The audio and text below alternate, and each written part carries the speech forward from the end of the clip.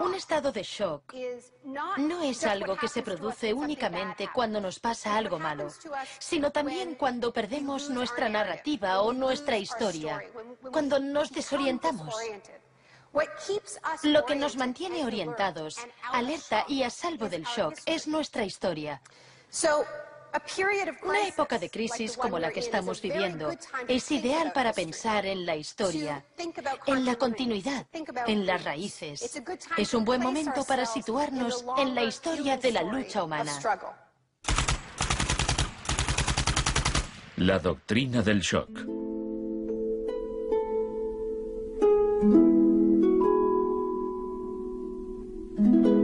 Todo empezó el 1 de junio de 1951, cuando representantes de agencias de inteligencia occidentales se reunieron en secreto con profesores universitarios en el Hotel Ritz-Carlton de Montreal. Como resultado de esta reunión, el ejército financió una investigación sobre el aislamiento sensorial en la Universidad de McGill. El aislamiento sensorial es una forma de producir una monotonía extrema. Provoca una reducción de la capacidad crítica, nubla la mente y el sujeto se queja de que ni siquiera puede fantasear. Y cuando un estudiante universitario no es capaz de fantasear, mal asunto. Mientras experimentábamos, empecé a creer que quizá algo que causara incomodidad o incluso dolor sería más tolerable que las condiciones de aislamiento que estudiábamos. Hebb decidió dejar de trabajar en la investigación. No tenía idea, cuando lo propuse, del arma tan terrible, tan potencialmente terrible que podía llegar a ser. Este es nuestro momento, nuestra oportunidad. Pero los experimentos continuaron bajo las órdenes del ambicioso jefe de psiquiatría, el Dr. Ewen Cameron. Su trabajo iba mucho más allá que el nuestro. Nosotros dejábamos muy claro que el sujeto podía marcharse en el momento en que quisiera, y algunos se iban.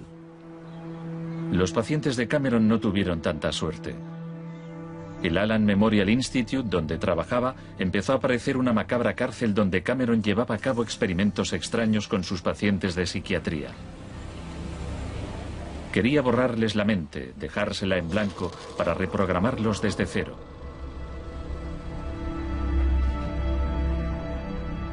Janine Huart, una joven madre de 4 hijos, padecía una depresión posparto. Me entraban escalofríos cuando me decían: mañana te toca tratamiento de electrochoque. Me estremecía, me daba mucho miedo.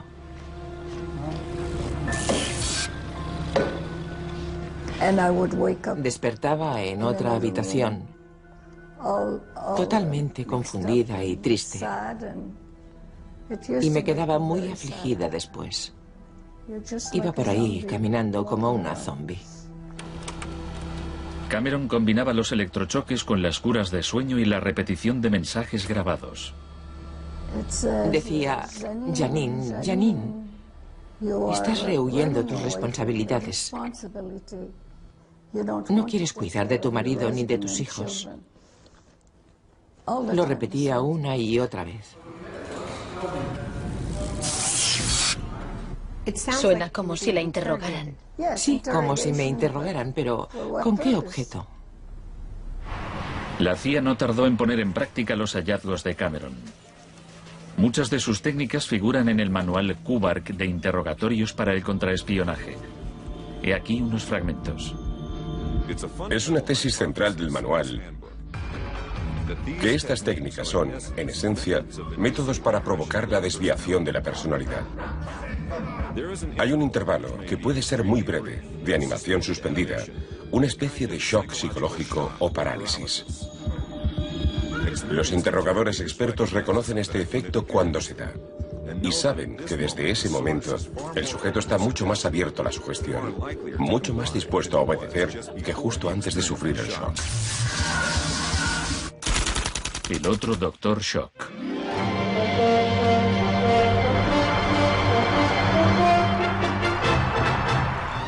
En la misma época en que Ewen Cameron realizaba sus experimentos en Montreal, un partidario de otro tipo de shock trabajaba no muy lejos de allí.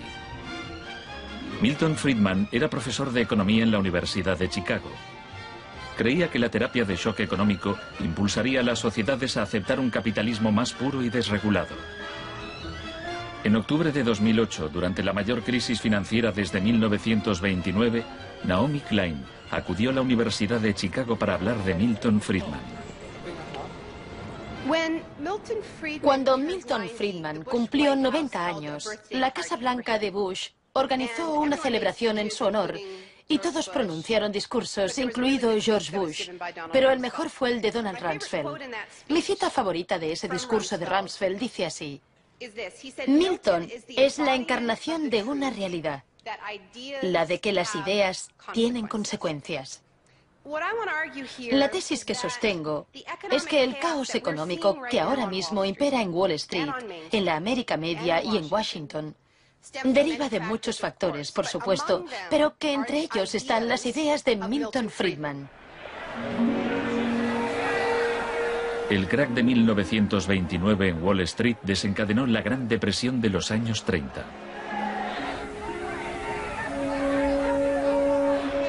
En la base de las tesis de Friedman estaba su oposición a la política del New Deal anunciada por el presidente Franklin Roosevelt en su discurso de investidura. Nuestra prioridad es conseguir que la gente tenga trabajo. No es un problema insoluble si lo abordamos de forma inteligente y con valentía. Quiero expresar mi firme creencia de que no debemos temer a nada, excepto al miedo en sí. Influido por el economista John Maynard Keynes, Roosevelt puso en marcha un programa de empleo público para que la gente volviera a trabajar. Hoy la depresión no es más que un vago recuerdo. Millones de hombres y mujeres han encontrado trabajo y por consiguiente seguridad y esperanza. No fue tan sencillo. La depresión duró hasta la Segunda Guerra Mundial, pero después el Plan Marshall generalizó el modelo regulador e intervencionista de Keynes en Europa.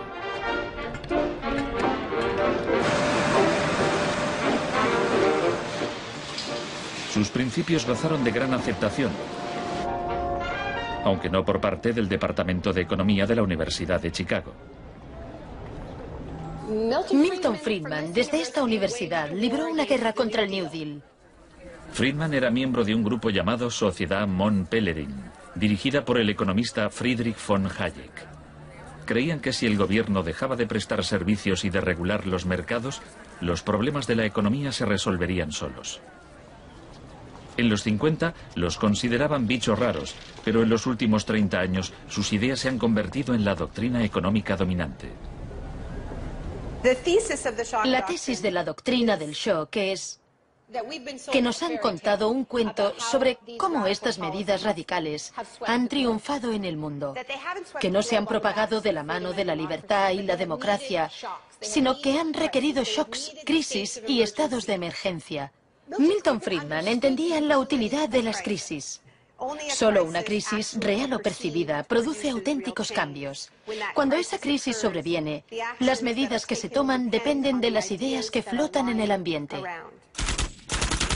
Primera puesta a prueba: Chile. Fue en Chile donde los seguidores de Friedman aprendieron a explotar un shock o crisis a gran escala. Por lo general, los voceros del neoliberalismo, los publicistas oficiales, ni siquiera mencionan a Chile. Empiezan a contar la historia a partir de Thatcher y Reagan, porque eso queda mucho mejor. En los años 50 y 60, las medidas progresistas de desarrollo en Chile eran un modelo para la zona. El gobierno invertía en salud, educación e industria. Las empresas estadounidenses temían por sus inversiones. Como respuesta, el Departamento de Estado comenzó a becar a estudiantes de Chile y el resto de Sudamérica para que estudiaran economía de libre mercado con Milton Friedman. La Universidad de Chicago tenía un convenio con la Universidad Católica de Chile que permitía a muchos chilenos venir a Chicago, donde les impartíamos formación y se doctoraban. Los estudiantes regresaban a Chile a dar clases. El Departamento de Economía de la Universidad Católica en Santiago se convirtió en una mini escuela de Chicago. Arnold Harberger, el economista que dirigía el programa, se describía como misionero totalmente entregado. En 1970, la Unidad Popular de Salvador Allende ganó las elecciones con un programa que proponía nacionalizar grandes sectores de la economía. La compañía de teléfonos pertenecía en su mayor parte a la empresa estadounidense ITT, que encabezó los intentos de evitar que Allende fuera presidente. Contaba con el apoyo de Richard Nixon en la Casa Blanca. Yo no estuve allí, pero puedo decirle lo que sabemos con certeza en la actualidad. Él encargó a la CIA que impidiera que Allende asumiese la presidencia e intentaron convencerme de que instigara al ejército chileno cuando Allende resultó elegido. A pesar de las maniobras de la CIA, Allende juró el cargo de presidente.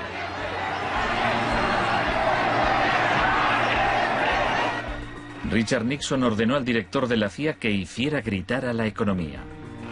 Señor Nixon es presidente de Estados Unidos y yo soy presidente de Chile. Yo no tendré un término despectivo contra el señor Nixon mientras el señor Nixon respete al presidente de Chile. Comenzó a fraguarse un golpe militar. Los Chicago Boys chilenos se pusieron a trabajar en un programa económico de 500 páginas llamado El Ladrillo. Con dinero de Estados Unidos se hizo todo lo posible por desestabilizar la economía.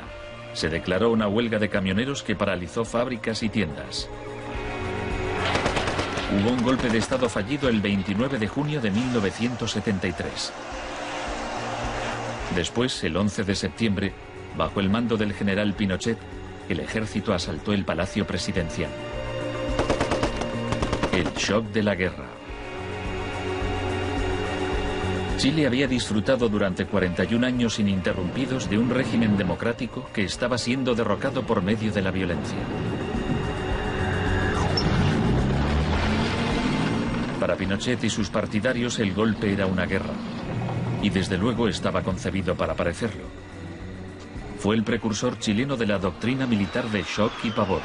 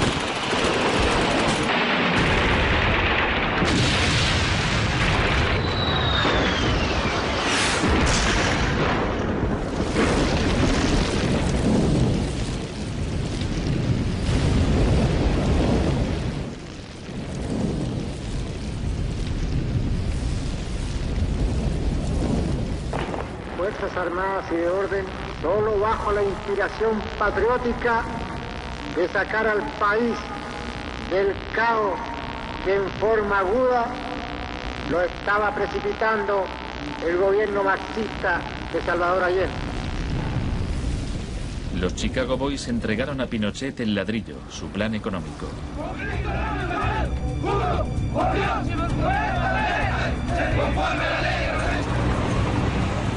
Los días siguientes, más de 13.000 opositores fueron detenidos y encarcelados.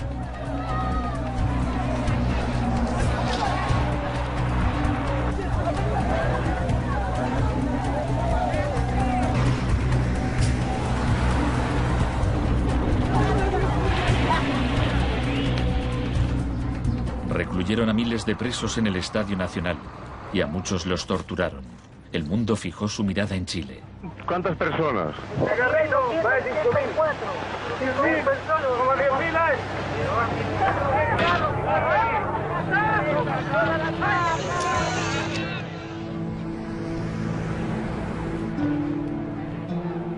A principios de noviembre liberaron a 5.000 presos.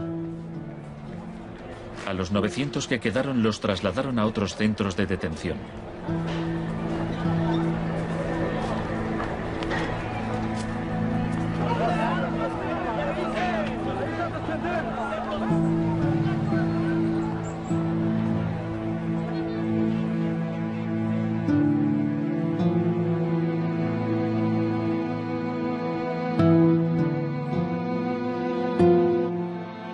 Menos de un mes después, la FIFA dejó a Chile jugar una eliminatoria para el Mundial de Fútbol en ese mismo estadio.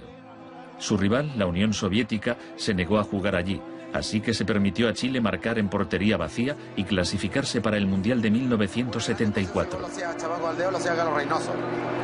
Porque fueron tocando sin adversario hasta el otro lado. El shock económico. Aprovechando el estado de shock de la población, Pinochet impuso las medidas recomendadas por los Chicago Boys, suprimió el control de precios, privatizó empresas estatales, eliminó aranceles de importación y redujo el gasto público. Más tarde, Friedman reconoció abiertamente la importancia del experimento chileno.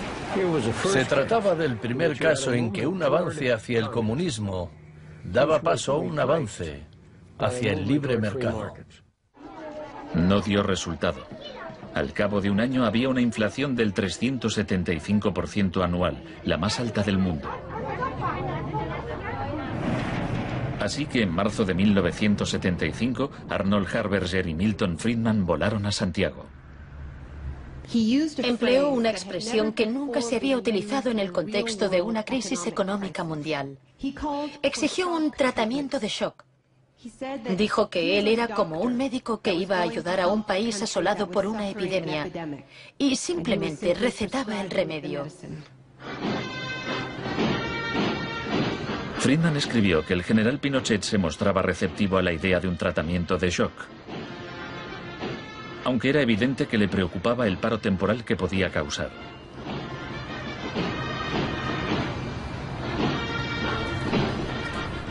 Pronto quedó claro que la política económica de Friedman favorecería a los ricos a costa de los pobres. Se calculaba que una familia que intentara subsistir con el salario mínimo tendría que gastar el 74% de sus ingresos en pan. Viajar en autobús o beber leche se había convertido en un lujo.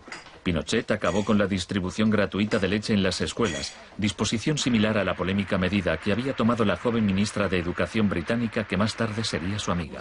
¿Me siento aquí? Gracias. Muchas gracias. Para poder imponer estas políticas económicas, había que sembrar el miedo hacia un enemigo. Tampoco creo yo que se haya triunfado totalmente sobre el marxismo. El marxismo es como un fantasma. Cuesta mucho tomarlo. Mejor dicho, no se puede tomar.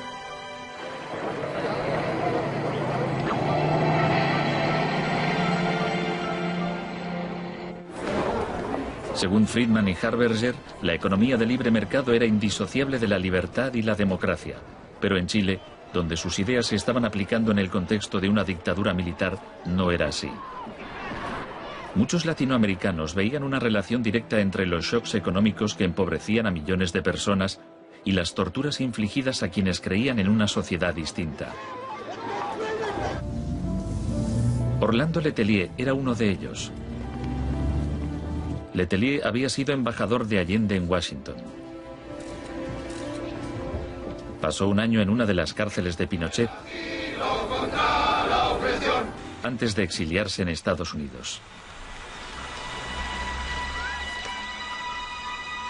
En 1976, Letelier escribió: el plan económico tenía que imponerse por la fuerza, y en Chile esto solo podía conseguirse por medio de miles de asesinatos, el establecimiento de campos de concentración por todo el país y el encarcelamiento de más de 100.000 personas en 3 años.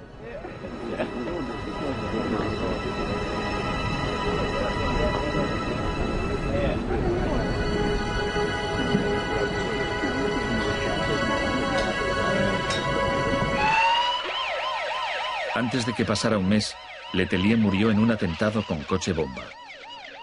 Buenas tardes. Una potente explosión ha destrozado un coche que circulaba por el normalmente tranquilo Embassy Road de Washington. El chileno era Orlando Letelier, ministro de Exteriores durante los últimos meses del régimen marxista del difunto Salvador Allende. Damos paso a Richard Roth. Michael Townley, miembro de la policía política secreta de Pinochet, estaba detrás del atentado. Había entrado en Estados Unidos con pasaporte falso y la CIA estaba al corriente de ello. Michael, buenas noches. Buenas noches, Pablo. La opinión del Poder Judicial chileno, ¿hay confianza en él? Mire, yo confío plenamente en la justicia chilena, como patriota y luchador antimarxista y juntista por sobre todas las cosas. Pese a su confianza, Townley fue extraditado a Estados Unidos y condenado por el asesinato de Letelier. Pinochet gobernó Chile como dictador durante 17 años, pero en una entrevista en que se sinceraba, Harberger seguía negándolo. Un gobierno represivo no puede durar mucho tiempo en el marco de un sistema de auténtica libertad económica.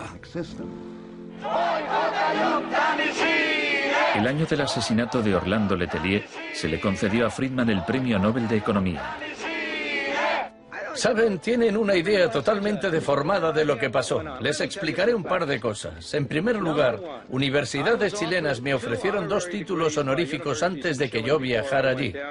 Rehusé aceptarlos porque dichas universidades se financiaban en parte con fondos públicos y yo no quería dar en ningún caso la impresión de que apoyaba el régimen político de Chile. No soy representante de Chile, no soy asesor de Chile, ni tengo responsabilidades para con el gobierno de Chile.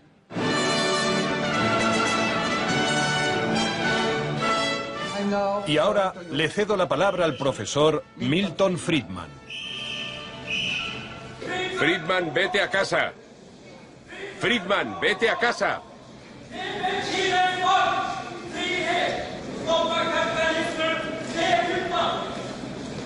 Lamento este incidente.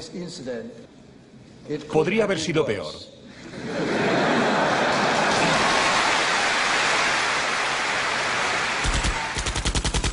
La revolución se propaga. El propósito de la doctrina del shock es contar una historia alternativa de cómo esa oleada salvaje de capitalismo puro e incontrolado que estamos viviendo llegó a dominar el mundo. Chile no fue el único país de Sudamérica que adoptó las políticas de la Escuela de Chicago. Los seguidores de Friedman ocupaban cargos clave en Brasil y asesoraban el gobierno de Uruguay. Entonces, el 24 de marzo de 1976, un golpe militar derrocó al gobierno de Isabel Perón en Argentina. Una junta de 3 generales tomó el poder bajo el mando del general Videla. Los Chicago Boys accedieron a puestos económicos relevantes en el gobierno militar. Aprovecharon la oportunidad para introducir importantes reformas económicas y sociales. Un año después del golpe, los sueldos habían perdido el 40% de su valor, se cerraban fábricas y la pobreza se disparó. Como en Chile, hubo que aterrorizar al pueblo para que aceptara estas medidas económicas. Videla aprendió de la experiencia de Pinochet. Adoptó la táctica de hacer desaparecer personas. Para equilibrar el terror público y privado, llevaban a cabo los secuestros en plena luz del día y después siempre podían negarlos. Fue necesario cumplimiento de la misión que la nación le tiene asignada, articular la defensa de la sociedad argentina. Las reglas de esta guerra no convencional, que no buscamos ni provocamos, son distintas. Muchas de las técnicas empleadas por los militares chilenos y argentinos las habían aprendido en la Escuela de las Américas, dirigida por Estados Unidos. Enseñaban técnicas de tortura. Violar a la víctima, desnudarla, herirla con objetos punzantes, romperle extremidades, sacarle los ojos, marcarla a fuego. En Latinoamérica hay regímenes que violan hoy en día los derechos humanos. Practican asesinatos políticos, torturas, deportaciones, encarcelamientos sin juicio, que son técnicas aprendidas en este centro. Quizás sea así. Si me dice que lo que enseñamos aquí se ha llevado a la práctica, no se lo negaré. El uso de la tortura contra un soldado enemigo conocido para obtener algún tipo de ventaja militar me parece justificable y acertado. Ir más allá, utilizar las técnicas de tortura solo para intimidar a la gente, es un grave error, poco ético e inmoral. Pero en Argentina y Chile estas técnicas no solo se emplearon con soldados o terroristas, sino con estudiantes y sindicalistas, con todo aquel que se opusiera a la política de libre mercado del régimen.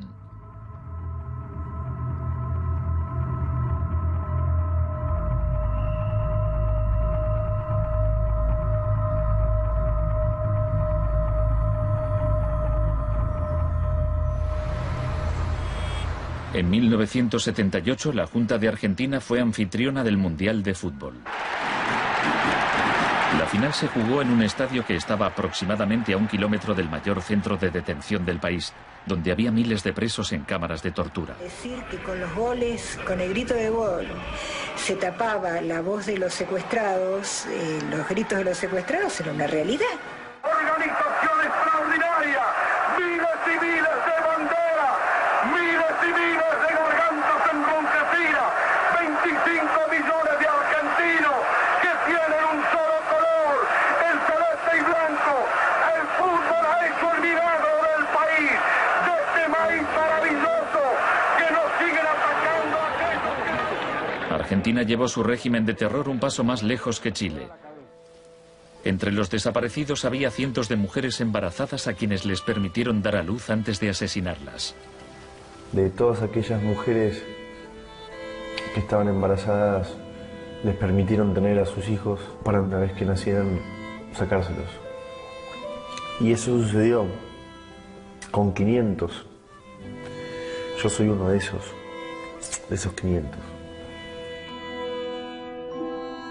Esos niños, muchos de los cuales fueron criados por familias afines al ejército, eran un escalofriante recordatorio del proyecto de la Junta de rehacer toda la sociedad.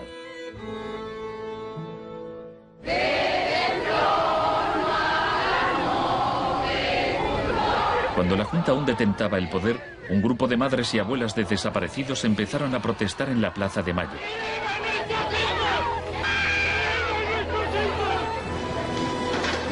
Como detectives buscaron a los niños perdidos.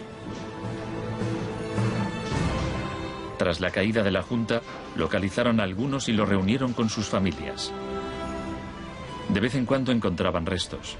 Por lo general, no encontraban nada. El general Videla fue declarado culpable de asesinato, secuestro y tortura.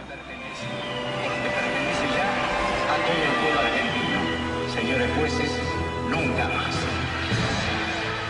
Se le condenó a cadena perpetua.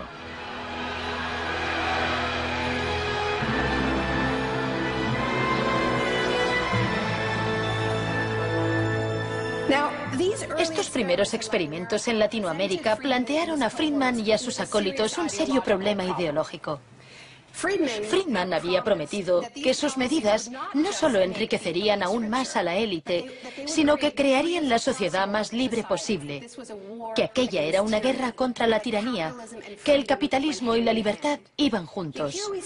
Sin embargo, vemos que en los 70 los únicos países que ponían en práctica esas ideas eran dictaduras militares. Nixon había dado todo su apoyo a la imposición de ese liberalismo brutal por parte de las dictaduras sudamericanas.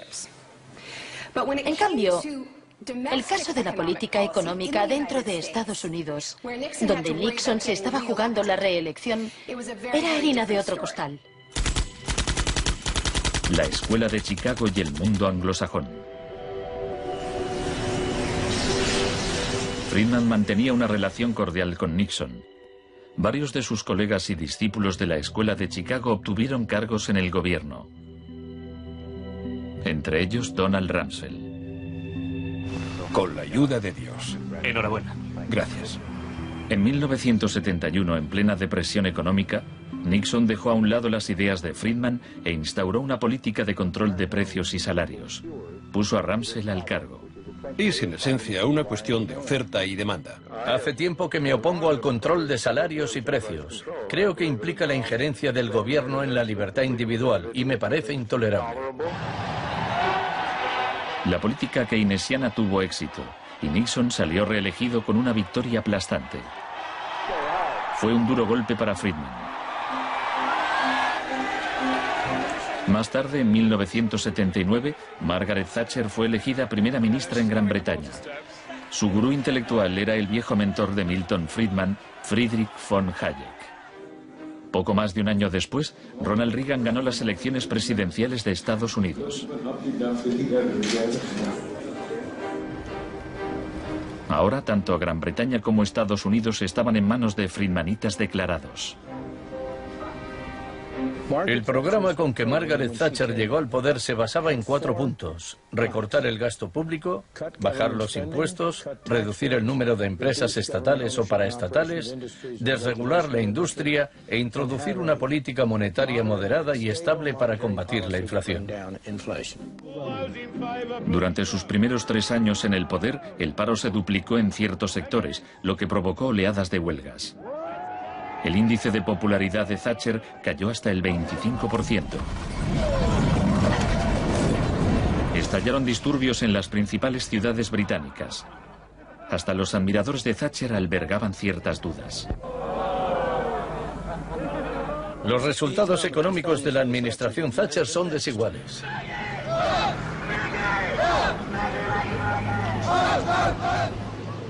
A quienes esperan ansiosos a que yo haga caso del eslogan favorito de los medios, dar vuelta atrás, solo puedo decirles una cosa: dad vuelta atrás vosotros si queréis.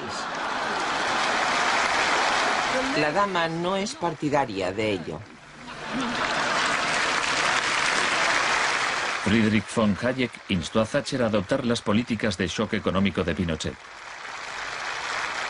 Ella replicó: en Gran Bretaña, con sus instituciones democráticas y su necesidad de un alto grado de consenso interno, algunas medidas tomadas en Chile son del todo inaceptables. La enorme impopularidad de Thatcher demostraba una vez más que el fundamentalismo del libre mercado era demasiado impopular y perjudicaba directamente a demasiada gente como para sobrevivir en un sistema democrático que requería el consentimiento de los gobernados, a diferencia de una dictadura militar. Lo que sacó a Thatcher del abismo y salvó finalmente el proyecto fue una crisis, la crisis suprema, de hecho, una guerra. Estamos aquí porque, por primera vez en muchos años, un territorio de soberanía británica ha sido invadido por un país extranjero. El gobierno ha decidido que un importante destacamento zarpe en cuanto se hayan ultimado todos los preparativos. El acorazado Invincible irá en cabeza. La mayoría de los británicos ni siquiera había oído hablar de las Malvinas, pero cuando Argentina invadió el pequeño archipiélago a miles de kilómetros de distancia, en el Atlántico Sur, Thatcher aprovechó la ocasión para hacer honor al apodo Dama de Hierro. Caballeros, me dicen que la bandera blanca ondea sobre Stanley. La guerra terminó menos de 3 meses después. Cuando las tropas regresaron al Reino Unido, las celebraciones patrióticas inundaron el país. Thatcher ganó las elecciones de 1983 por amplia mayoría. Esto le permitiría aplicar una forma de terapia de shock económico como la impuesta en Chile.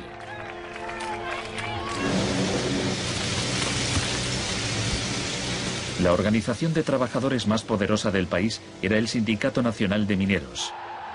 Cuando la Junta Nacional del Carbón anunció el cierre de minas, los mineros declararon la huelga. Zonas del centro de Londres están paralizadas por miles de mineros y simpatizantes que se manifiestan por la ciudad en favor de la huelga de mineros, la más larga y feroz jamás vivida en Inglaterra desde 1926, así como la más costosa. La huelga duró casi un año. Thatcher empleó todos los medios a su disposición para acabar con el sindicato.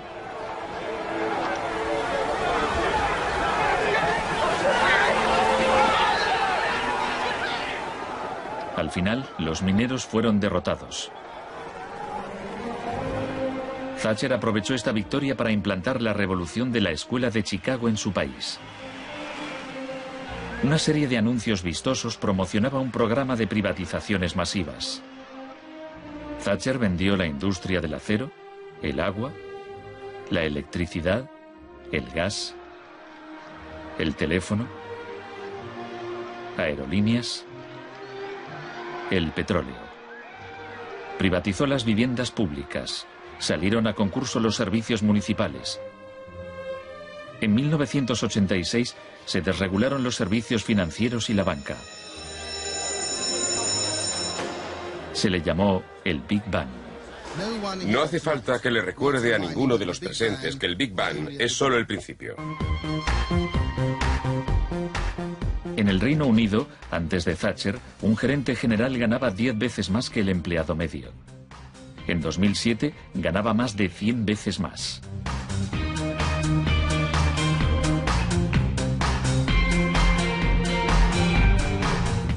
En Estados Unidos, antes de Reagan, los gerentes generales ganaban 43 veces más que el empleado medio.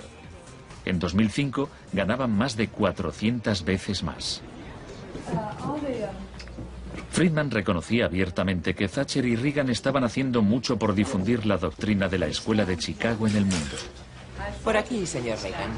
He pensado que debía colocarse aquí. La coincidencia en el tiempo de los mandatos de Thatcher y Reagan fue sumamente importante para la aceptación pública en todo el mundo de un enfoque distinto de la política económica y monetaria. Muchas gracias. Voy a describirles un plan y una esperanza a largo plazo. Que el avance de la libertad y la democracia relegue al marxismo-leninismo al basurero de la historia, tal como ha hecho con otras tiranías que coartan la libertad e impiden que la gente se exprese. Más allá del telón de acero. Todos conocemos el cuento de hadas sobre la caída del comunismo. Occidente, con Reagan y Thatcher al mando, parecía tan próspero a los ojos de la gente del bloque comunista que ésta a su vez empezó a exigir medidas radicales de libre mercado. En realidad no sucedió así. Es cierto que quienes vivían oprimidos por el autoritarismo comunista querían la democracia de verdad y que querían poder ir a comprar tejanos y a comer Big Macs. Eso es cierto. Pero eso no significa que aspiraran al capitalismo salvaje con oligarcas descontrolados y sin protecciones sociales, que acabó por instaurarse en tantos países del bloque del Este que aún lo padecen hoy en día. Thatcher había hecho lo posible por socavar el poder de los sindicatos en el Reino Unido, pero en 1988 viajó a Polonia para ofrecerle su apoyo al sindicato Solidaridad. Se trata del proceso para pasar de donde están ahora a donde quieren estar. Como consecuencia de las huelgas en Polonia, se permitió a Solidaridad participar en las elecciones de junio de 1989, lo que a su vez desencadenó oleadas de manifestaciones en toda Europa del Este.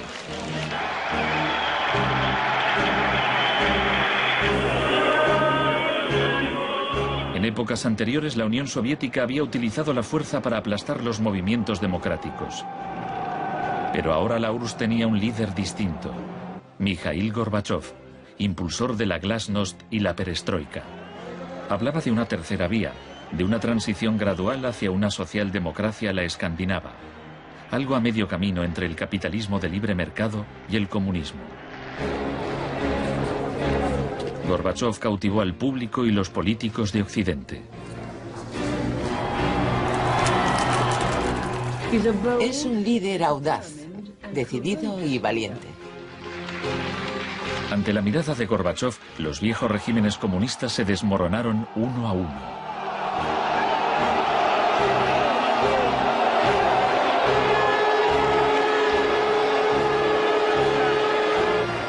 A finales de año, el símbolo más famoso de la división de Europa fue derribado.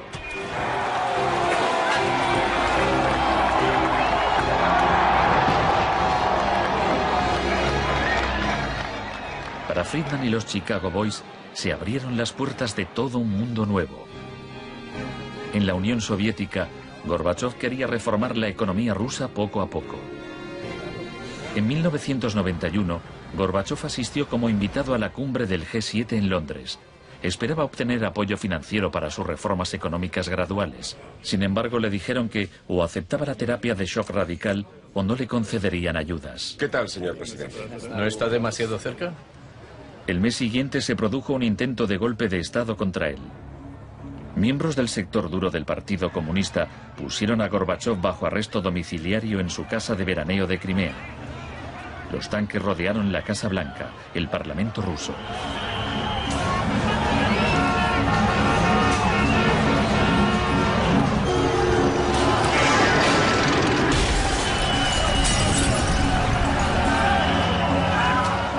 En el caos de los enfrentamientos callejeros, era evidente que, para reforzar su posición, el sector duro debía recurrir a la violencia. Estos choques entre el pueblo y las fuerzas del orden son algo nunca visto desde los tiempos lejanos de la Revolución Rusa. Hoy, cuando amanecía sobre un mar de escombros, empezaba a quedar claro que el golpe se estaba desmoronando. El edificio del Parlamento ruso estaba a salvo. El ejército no había intervenido. Y en el interior, Yeltsin tenía más poder que nunca.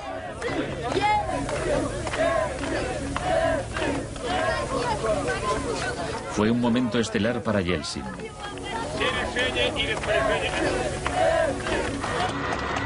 Gorbachov fue puesto en libertad y regresó a Moscú, pero había perdido buena parte del poder. Aplaudo los elevados principios del pueblo ruso y también los del presidente Boris Yeltsin. En diciembre de 1991 se disolvió la Unión Soviética, un shock profundo para el pueblo ruso. Yeltsin se hizo cargo entonces de la política económica de la Federación Rusa. El libre mercado llegó a Rusia y con él el caos. La adopción de las doctrinas de la Escuela de Chicago por parte de Rusia marcó el principio de un nuevo capítulo en la cruzada por el libre mercado. Fue shock en estado puro, sin nada de terapia. Pese a los intentos oficiales por promover el capitalismo popular, lo cierto es que un puñado de empresarios amasó grandes fortunas. Se vendieron empresas estatales a precio de saldo. La prensa rusa apodó a los asesores de Yeltsin los Chicago Boys.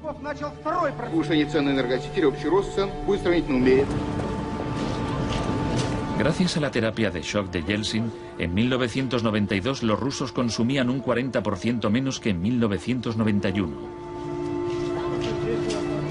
Un tercio de la población había caído en la pobreza y la gente tardaba meses en cobrar su sueldo.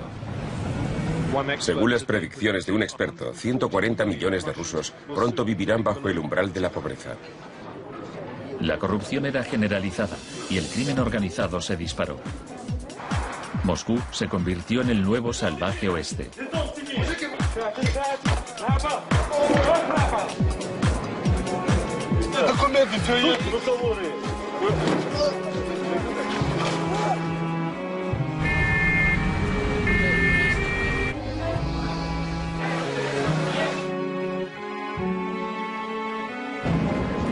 La mayoría de los rusos se oponía a que el radicalismo de los Chicago Boys se implantase en su país.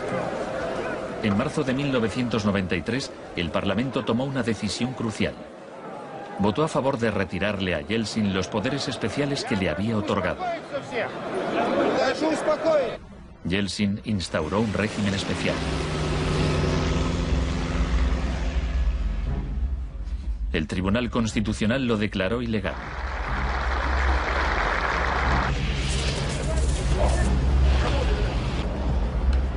El 21 de septiembre, Yeltsin, al estilo Pinochet, disolvió el Parlamento. A partir de hoy quedan suspendidas las funciones legislativas, administrativas y de control del Parlamento de la Federación Rusa. Occidente puso su influencia al servicio de Yeltsin. Creemos que Boris Yeltsin es la mayor esperanza para la democracia en Rusia. 2 días después, el Parlamento votó a favor de destituir a Yeltsin por 636 votos a 2. Miles de partidarios del Parlamento se congregaron frente a la Casa Blanca e intentaron tomar la televisión.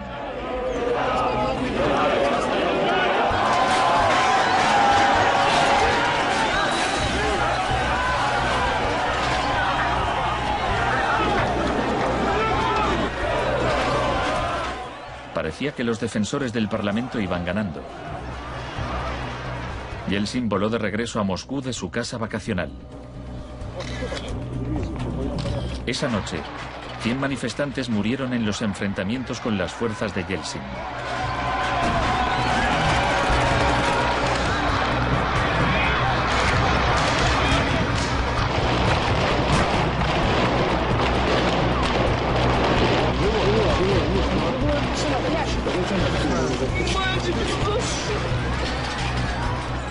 El 4 de octubre, Yeltsin ordenó al ejército que atacara la Casa Blanca y bombardeara el mismo edificio que él había defendido 2 años antes. ¿No lo entendéis? ¡Son asesinos!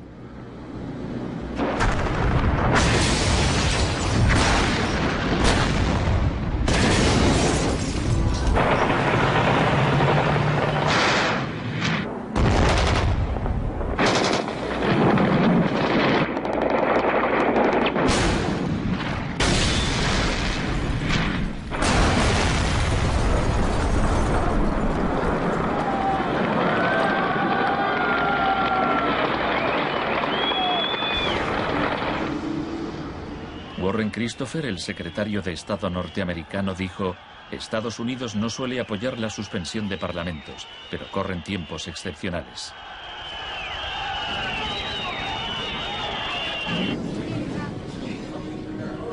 Yeltsin había conseguido el poder absoluto. Asesorado por sus Chicago Boys, practicó un capitalismo de amigotes. Se pusieron a la venta más industrias estatales, y así nació una nueva clase de empresarios multimillonarios con influencia política, los oligarcas. En 1998, el 80% de las granjas rusas estaba en quiebra y 70.000 fábricas estatales habían cerrado. En 8 años, el número de pobres había aumentado en 72 millones, mientras Moscú pasaba a ser la ciudad del mundo con más multimillonarios.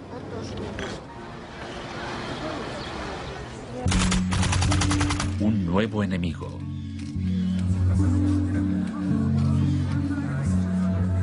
Buenas tardes, gracias por venir. Es un honor para mí anunciarles que voy a proponer a Donald Rumsfeld como secretario de Defensa. Estoy deseando servir de nuevo a mi país. Rumsfeld ya había sido secretario de Defensa en el gobierno de Gerald Ford.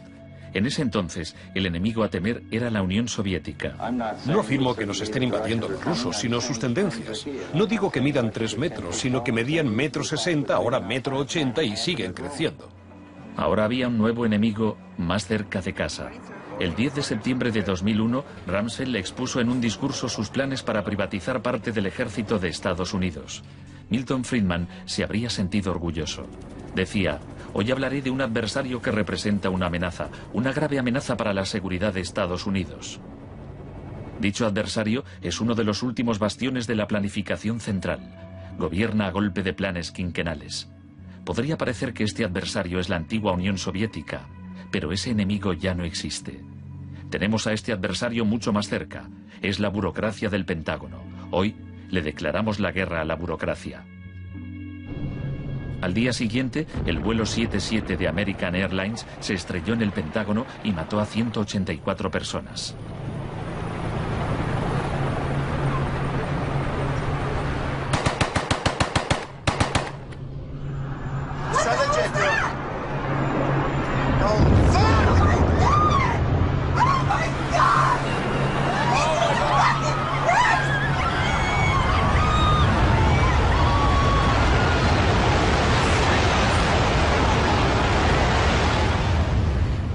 Piensen en la sensación de la gente tras los atentados.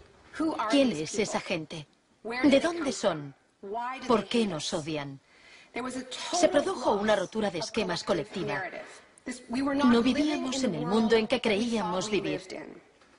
Y nuestros líderes no dejaban de repetir que todo aquello que creíamos entender antes del atentado ya no era vigente.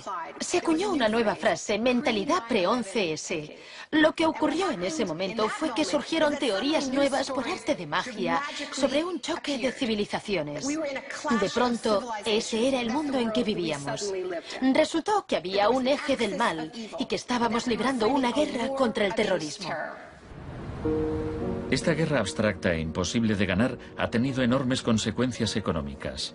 Antes de 2001, la seguridad nacional apenas podía considerarse una industria. Hoy en día es más importante que las industrias del cine y la música juntas. Entre el 11 de septiembre de 2001 y el año 2006, el Departamento de Seguridad Nacional pagó $130.000 millones a contratistas privados. Este es el complejo del capitalismo del desastre, una nueva economía basada en el miedo. Será una batalla monumental entre el bien y el mal. La guerra contra el terrorismo, primera parte. La mejor defensa contra el terror es una ofensiva global contra él, allí donde esté. La primera fase de esta guerra fue el bombardeo de Afganistán.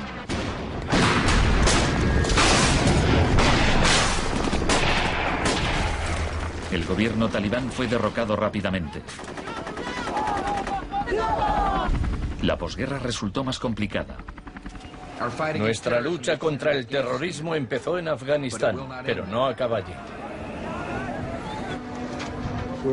Buscamos sobre todo detenidos que nos sirvan para extraerles información.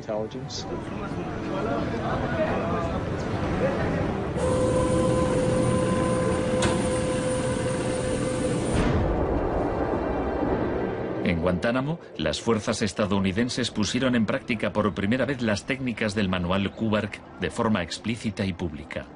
Oficialmente aprobadas por la Casa Blanca, fueron mostradas abiertamente por televisión en todo el mundo.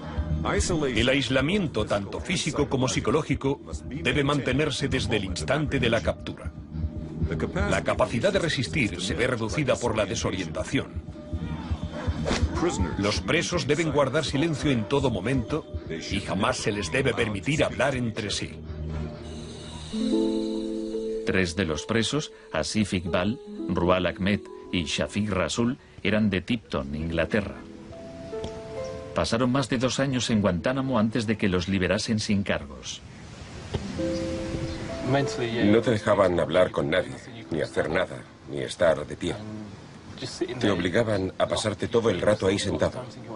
Yo pensaba, ¿qué demonios está pasando? ¿Dónde estoy? ¿Pasaremos aquí el resto de nuestra vida? ¿Podremos regresar a casa, volver a ver a nuestra familia?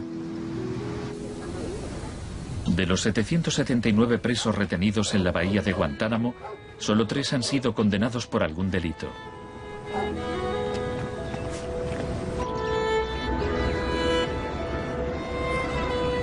Lo único que sé a ciencia cierta es que son mala gente. Era un mensaje para todo el mundo, un mensaje muy claro. Esto es lo que te pasa si te interpones en nuestro camino. La guerra contra el terrorismo, segunda parte. La guerra contra el terrorismo no se libra contra un solo hombre o contra un solo país. Se alegaron muchas justificaciones para la invasión de Irak. Pero si Estados Unidos realmente hubiera querido invadir un país que presuntamente albergaba a líderes de Al-Qaeda, tenía armas nucleares y vendía tecnología nuclear a otros países, Pakistán habría sido la opción más obvia. Tenía contactos estrechos con los talibán y el poder estaba en manos de un dictador militar. En cambio, George Bush eligió como objetivo Irak, el país con la tercera mayor reserva de petróleo del mundo.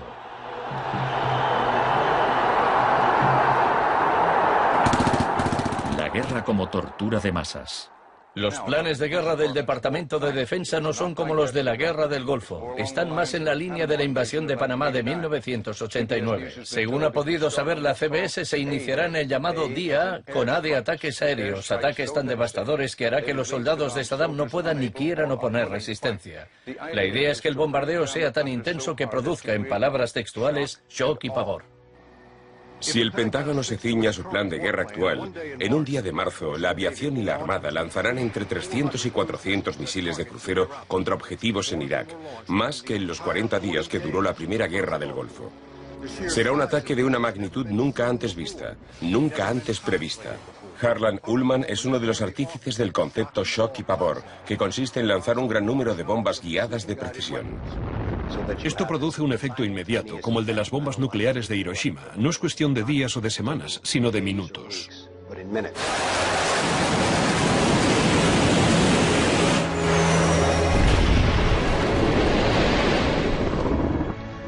Además, paralizas la ciudad, es decir, la dejas sin energía ni agua y lanzas una campaña implacable de desgaste, de modo que al cabo de 2, 3, 4 o 5 días, ellos quedan agotados física, emocional y psicológicamente. Anoche una zona de 1 milla cuadrada del centro de Bagdad parecía el infierno en la tierra. Durante la primera oleada de bombardeos, los ciudadanos de Bagdad sufrieron una versión del aislamiento sensorial descrito en el manual Kubark. En el caos que siguió a la caída de Saddam Hussein, Estados Unidos hizo poco por impedir los saqueos. Algunos cargos del gobierno incluso los consideraban un punto de partida para desmantelar el Estado iraquí. John Agresto, encargado de reorganizar la educación superior, veía el saqueo de escuelas como una oportunidad para empezar de cero. De hecho, antes de las sanciones, Irak tenía el mejor sistema educativo de la región y una tasa de alfabetización del 89%. En cambio, en Nuevo México, estado natal de Agresto, el 46% de los ciudadanos eran analfabetos funcionales. En Irak se aplicaron 3 formas de shock distintas que actuaban a la vez y se complementaban entre sí. Estaba el shock de la guerra, seguido de inmediato por la terapia de shock económico impuesta por Paul Bremer. Y como la resistencia a esa transformación económica, a ese shock económico rápido iba en aumento, se aplicó el shock de la represión y la tortura. 3 clases de shock distintas. El shock económico.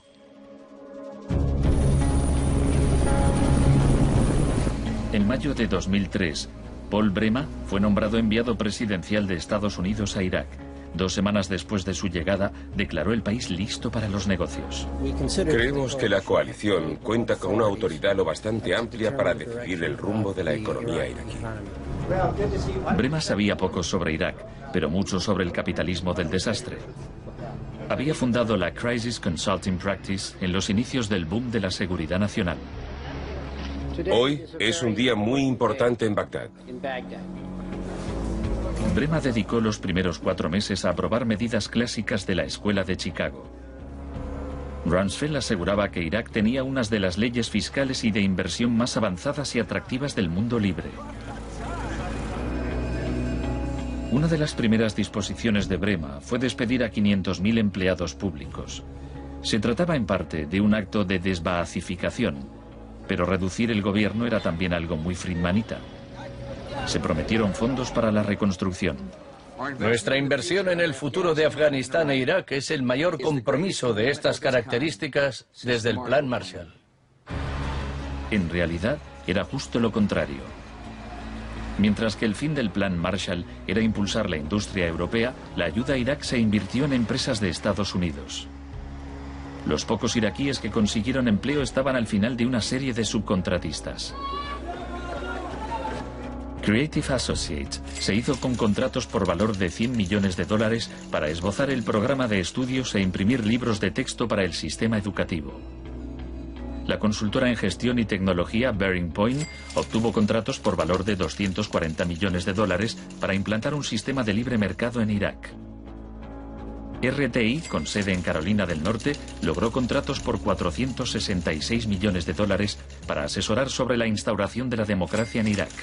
Y a Halliburton se le adjudicaron contratos de coste más incentivos por $20.000 millones. Parsons recibió $186 millones para construir 142 clínicas sanitarias. Solo se terminaron 6. El suministro básico de electricidad y agua apenas mejoró, pese a los miles de millones que se gastaron durante los primeros 4 años. Vamos a triunfar aquí y cuando lo consigamos habremos hecho algo importante, no solo para 25 millones de iraquíes, sino para favorecer los intereses occidentales en la región. Hasta los nuevos billetes iraquíes se imprimían en el extranjero. Les mostraré un ejemplo de estos billetes. Estados Unidos incluso llegó a pagar a empresas privadas para que supervisaran a las empresas privadas que habían logrado contratos.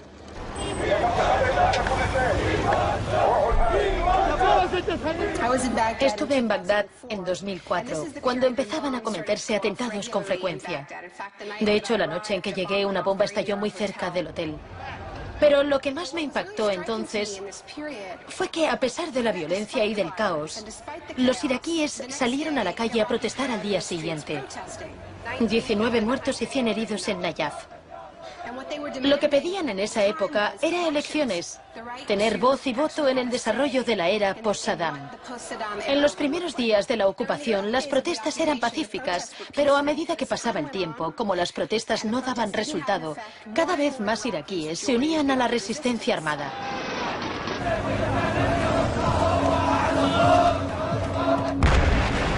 La violencia se descontroló.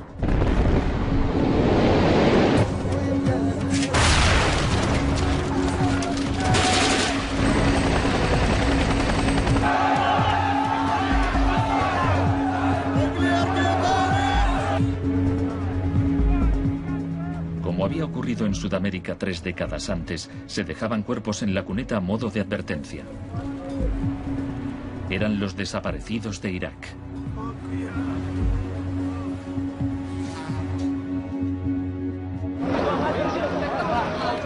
Se tomaron medidas extremadamente agresivas para aplastar a la oposición. El shock de la represión.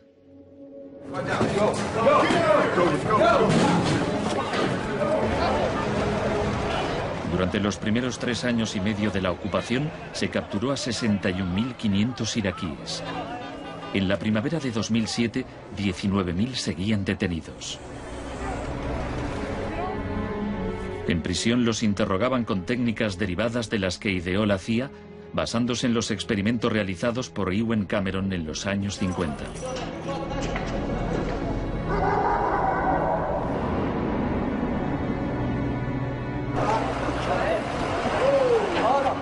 Según la Cruz Roja, altos cargos del ejército estadounidense admitieron que entre el 70 y el 90% de las detenciones en Irak fueron errores.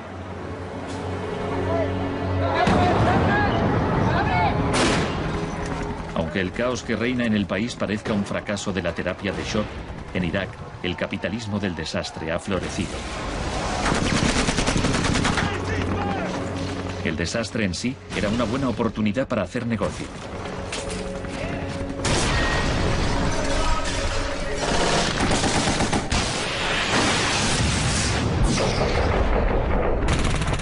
El negocio de la guerra.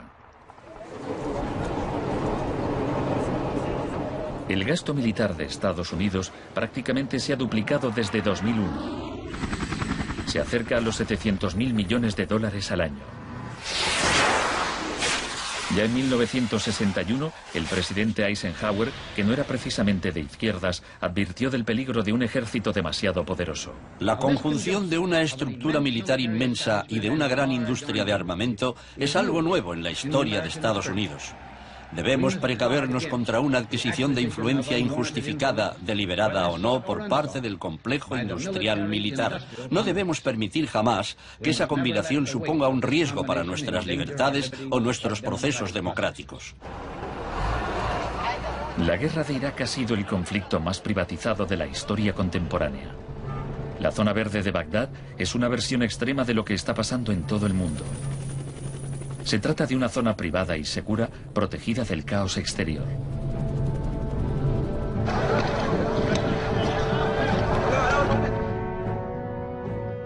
En 1991, durante la Primera Guerra del Golfo, por cada 100 soldados había un contratista militar.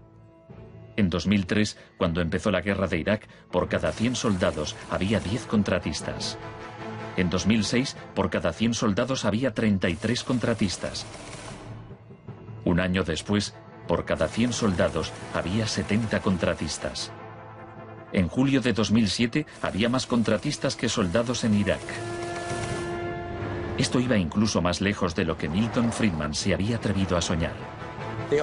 Lo único que no privatizaría son las Fuerzas Armadas, los tribunales y algunas carreteras y autopistas. Una de las empresas contratadas más relevantes era Blackwater USA. Durante la batalla de abril de 2004 en Nayaf, Blackwater asumió el mando de los marines estadounidenses. Docenas de iraquíes murieron durante la operación. Estados Unidos había blindado las empresas privadas contra las leyes iraquíes, por lo que éstas funcionaban en un vacío legal, un poco como Guantánamo. Le pregunté al secretario de Defensa hace un par de meses bajo qué se rige. El señor Rumsfeld... Iba a preguntárselo yo. Siga.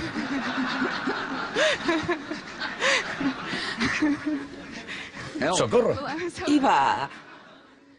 Del mismo modo que la terapia de shock de Cameron dejaba a los pacientes confundidos y deshechos, los múltiples shocks infligidos a Irak redujeron al país a un estado de anarquía y violencia sectaria.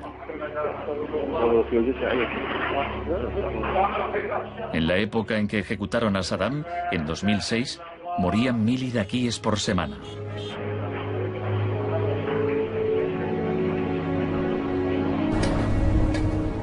En abril de 2007, la Agencia de la ONU para los Refugiados calculaba que 4 millones de personas habían tenido que abandonar su hogar. Cientos de miles de iraquíes habían muerto. Creo que los historiadores escribirán con toda claridad que hicimos algo extraordinario y noble aquí.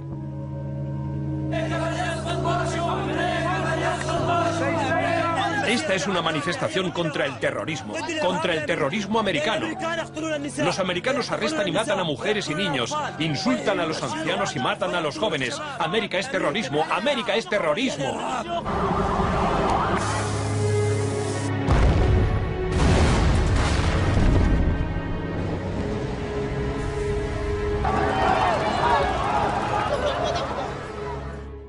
Un mundo de zonas verdes y rojas. Cuando el huracán Katrina llegó a Nueva Orleans en agosto de 2005, el mundo presenció horrorizado una especie de apartheid del desastre. Quienes tenían recursos se marcharon de la ciudad, mientras decenas de miles de desfavorecidos tuvieron que quedarse prácticamente sin ayuda del Estado. Fui a Nueva Orleans cuando la ciudad todavía estaba inundada y descubrí que lo que había visto en Irak se repetía, no en un periodo de posguerra, sino después de un terrible desastre natural. Milton Friedman murió en 2006. La última recomendación que hizo sobre política oficial aparece en un artículo que publicó en el Wall Street Journal 3 meses después del Katrina. Dice, la mayor parte de las escuelas de Nueva Orleans están en ruinas y también las casas de los alumnos. Los niños se han dispersado por todo el país. Es una tragedia y también una oportunidad para introducir reformas radicales en el sistema educativo. Proponía privatizar completamente los colegios de la ciudad. Era su canto del cisne.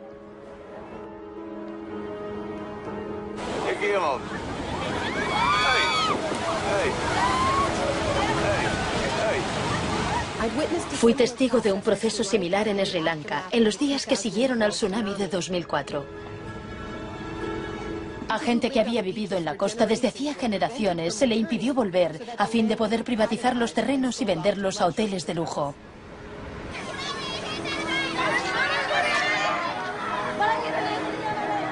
Justo a esto me refiero con la expresión doctrina del shock, al saqueo sistemático del sector público después de un desastre, cuando la gente está demasiado ocupada haciendo frente a la emergencia, a sus problemas diarios, para proteger sus intereses.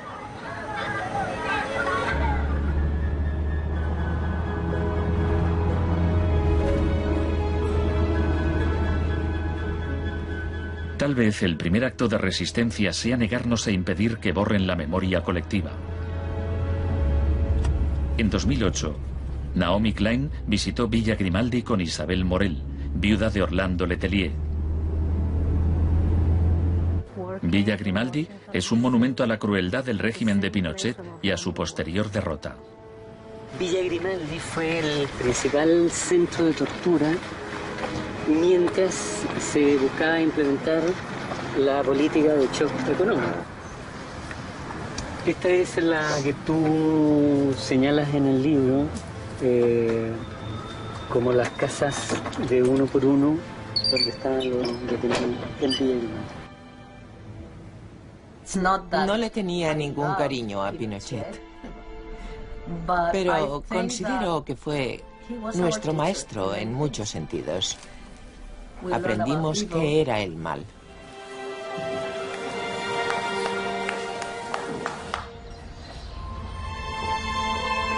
En 1988, Pinochet fue detenido cuando se encontraba en Londres. Su vieja aliada, Margaret Thatcher, permaneció a su lado.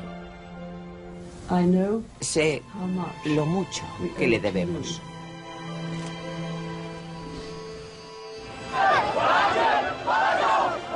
Hicieron falta 30 años para que el experimento económico que Pinochet fue el primero en probar diera la vuelta al mundo hasta Irak.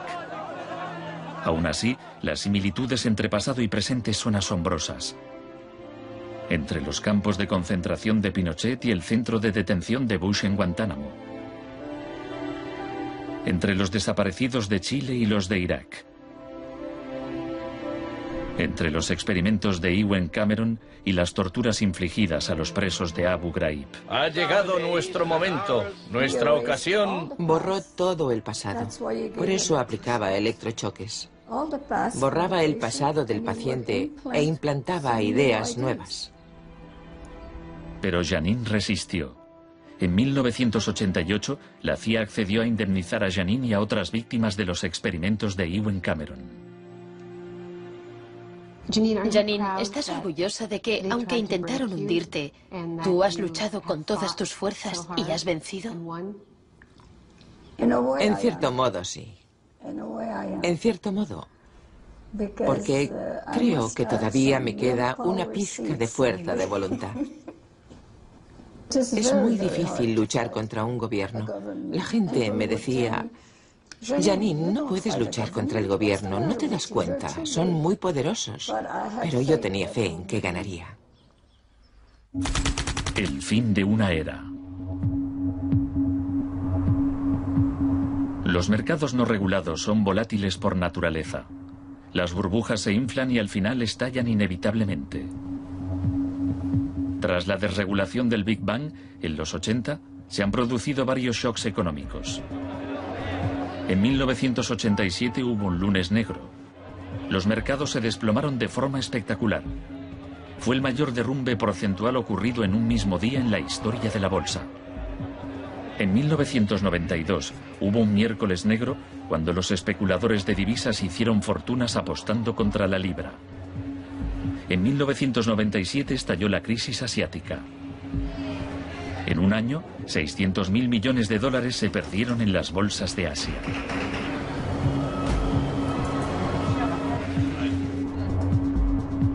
Y finalmente, en septiembre de 2008, los mercados financieros implosionaron. El mercado no está funcionando correctamente. Ha habido una pérdida generalizada de confianza.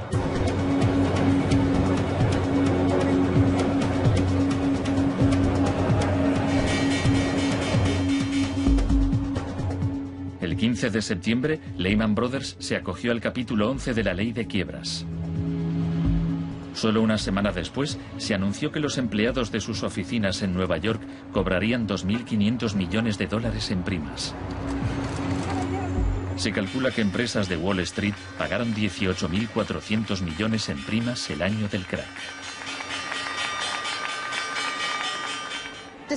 Pese al torrente de retórica populista de quienes dicen plantar cara a los peces gordos y defender a los ciudadanos sencillos y no a Wall Street, nos encontramos ante una transferencia de riqueza de proporciones incalculables. Se está transfiriendo riqueza del sector público, de las manos del gobierno, que la ha recaudado de la gente de a pie en forma de impuestos, a manos de las empresas y los individuos más ricos del mundo. Huelga decir que son los mismos individuos y empresas responsables de la crisis. Nos encontramos en medio de un tsunami crediticio imprevisible. He encontrado un fallo cuyo alcance y duración ignoro, pero es algo que me tiene muy inquieto. En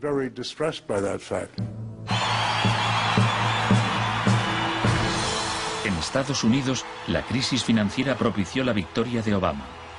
El país quería cambiar de rumbo. ¡Hola, Chicago! Esta crisis está claramente considerada por casi todo el mundo un resultado directo de esta ideología concreta de la desregularización y la privatización. La magnitud de la crisis abre una puerta a la esperanza. La doctrina del shock, como estrategia, solo funciona si no sabemos que existe.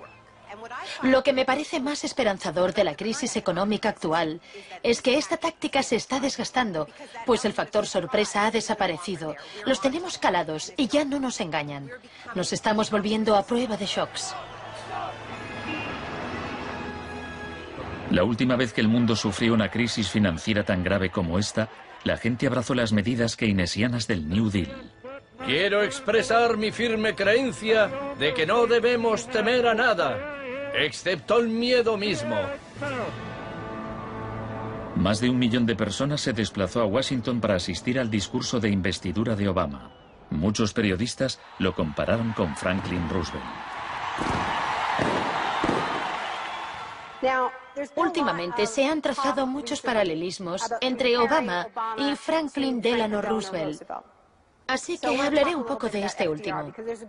Les contaré una anécdota estupenda que podría ser inventada sobre cuando lo visitaban representantes de sindicatos u organizaciones progresistas y le proponían medidas nuevas y avanzadas para que las incluyese en el New Deal. Él los escuchaba con atención y al final decía: ahora salid ahí fuera y obligadme a hacerlo.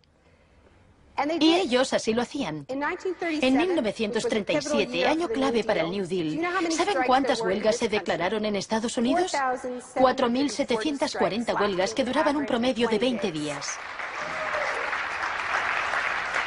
¿Saben cuántas huelgas hubo en 2007? 2. 21. En fin, la otra razón para recordar esta historia de la lucha social es que nos dice algo muy importante, algo que debemos recordar en estos momentos en que nos jugamos tanto. Nos enseña que si queremos políticas contra la crisis que hagan de este mundo un sitio más sano, justo y pacífico, tendremos que salir ahí fuera y obligarlos. Gracias.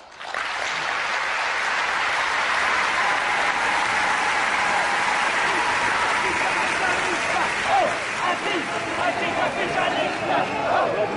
think